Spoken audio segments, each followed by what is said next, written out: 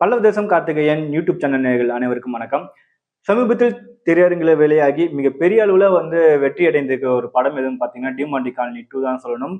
படத்தோட கதைங்கிறது வேற லெவல்ல இருந்தது. திரைக்கதை முதற்கொண்டு படத்தோட எடிட்டிங் எல்லாமே பக்காவா இருந்ததுன்னு தான் நம்ம சொல்லணும். அது மட்டும் இல்லாம அருள்நிதி, நடிகர் அருள்நிதியை நம்ம எடுத்துட்டாலே இவரோட படம்னா கண்டிப்பா மினிமம் கேரண்டி அப்படிங்கிற ரீதியில போயிட்டு நம்ம பார்க்கலாம். ரசிகர்களை கண்டிப்பா ஏமாத்த மாட்டாரு. அவருடைய கதை தேர்வுங்கிறது சூப்பராகவே இருக்கும் அப்படிங்கிற ரீதியில மறுபடியும் மெய்ப்பிச்சிருக்காரு தான் நம்ம சொல்லணும். டிமாண்டி காலனி 2ஓட கதை தேர்வுங்கிறது வேற லெவல்ல இருந்தது. அது மட்டும் இல்லாம நடிகை பிரியா பவானி சங்கரோட ஆக்டிங்கிறது உண்மையிலுமே வேற லெவல்ல இருந்தது. மற்ற படங்களை கம்பேர் பண்ணும்போது இந்த படத்துல ஒரு படி மேலேயே இருக்காங்க அப்படின்னு சொல்லணும். அது மட்டும் இல்லாம சோசியல் மீடியாவில் நிறைய பேர் சொல்லிக்கிட்ட ஒரு விஷயம், பிரியா பவானி சங்கருக்கு முதல் ஒரு வெற்றி கிடைச்சிச்சுன்ட்டு. உண்மையிலுமே இந்த படத்துல அவங்க அதை சாதிச்சிருக்காங்கன்னு சொல்லணும். அவங்களோட ஆக்டிங் வேற லெவல்ல இருந்திருக்குன்னு நம்ம சொல்லலாம். அதுக்கப்புறம் பாத்தீங்கன்னா இயக்குனர், இந்த டைரக்டர் கண்டிப்பா நம்ம எவ்வளவுதான் பாராட்டினாலும் அந்த இதுக்கு சொந்தக்காரர் தாங்க இருக்காங்க. வேற லெவல்ல பண்ணியிருக்காரு நம்ம சொல்லலாம். அந்த ஃபர்ஸ்ட் பார்ட்டோட இவர் கனெக்ட் பண்ண விதம்ங்கிறது வேற லெவல்ல இருக்கு. எப்பறம் அது ஃபர்ஸ்ட் பார்ட்லயே அருள்நிதி செத்துட்டாரு, செகண்ட் பார்ட்ல எப்படி அவரு உசுரோடு வர போறாரு அப்படிங்கிற ரீதி கேள்விக்கு அவர் வச்சு அந்த ட்விஸ்ட்ங்கிறது வேற லெவல்ல இருந்து நம்ம சொல்லலாம். வேற லெவலே இருந்தது அந்த ட்விஸ்ட்லாம் சொல்லலாம். அதுக்கப்புறம் அந்த பிரெக்னன்சி விஷயம் ஆகட்டும், அதுக்கப்புறம் அந்த மிரர்ல வர்ற அந்த சண்டை காட்சி ஆகட்டும், அது வேற லெவல்ல இருந்தது. அதுக்கப்புறம் அந்த படத்தோட அந்த சின்ன பையன் கேரக்டர் யாருக்குமே இது ஸ்ட்ரைக் அவுட் ஆயிருக்காது அவ்வளவு சீக்கிரத்துல.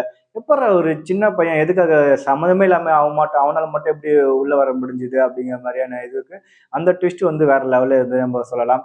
அதுக்கப்புறம் பாத்தீங்கன்னா அந்த படத்துல சின்ன லாக் எதுன்னு பாத்தீங்கன்னா அந்த வவ்வால் சீன் ரொம்ப அதிகமா அடிச்சு வச்சுட்டாங்களோ அப்படிங்கிற ஒரு ரீதியில தான் இருந்தது. அதை மட்டும் கொஞ்சம் கம்மி பண்ணி வேற லெவலில் இது பண்ணியிருந்தாங்கன்னா படம் இன்னும் கோஸ்பமா இருந்தது. அது மட்டும் இல்லாம படத்தோட ஃபர்ஸ்ட் ஹாஃப் வேற லெவல்ல உண்மையில படத்தோட ஃபர்ஸ்ட் ஹாஃப்லாம் தரமான சீன் தான் வச்சிருந்தாரு சொல்லலாம்.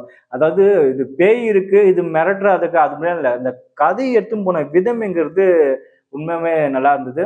அதுக்கப்புறம் டைரக்டரை பத்தி இன்னும் அவரை பத்தி சொல்லணும்னா இன்னும் நிறைய சொல்லலாம். கண்டிப்பா அவருடைய பார்ட் 3க்காக நாங்க மரண வெயிட்டிங்கா சொல்லலாம். அந்த அளவுக்கு பக்கவா எண்டிங் கொடுத்துருக்காரு. பார்ட் 3க்கான லீடிங் வேற லெவல்ல இருந்திருக்கு. அடுத்தது பாத்தீங்கன்னா படத்தோட இசை, படத்தை ஒவ்வொரு சீன் பை சீன் பாத்தீங்கன்னா தூக்கி வச்சிருக்குன்னு பாத்தீங்கன்னா சாம் சிஎஸ் அவருடைய இசை வேற லெவல் இருந்திருக்கு. பிஜிஎம் எல்லாம் பக்காவா இருக்கு. கண்டிப்பா குறைய சொல்ல முடியாது. சீனுக்கு ஏத்த மாதிரி அவருடைய பிஜிஎம்ங்கிறது வேற லெவல் இருந்திருக்கு. படத்தோட மிகப்பெரிய ஒரு தூணுன்னு பாத்தீங்கன்னா டைரக்டரோட கதை எப்படி ஒரு பெரிய தூண் இருக்கோ அதே மாதிரிதான் சாம் சிஎஸோட மியூசிக்ங்கிறது படத்தோட மிகப்பெரிய ஒரு தூணாவே இருந்திருக்கு. மிக அருமையாக பண்ணியிருக்காங்க. கண்டிப்பா இதோட பார்ட் 3 மிக பெரிய அளவுல பேசப்படும் ஒரு பொருளா தான் இருக்க போகுது.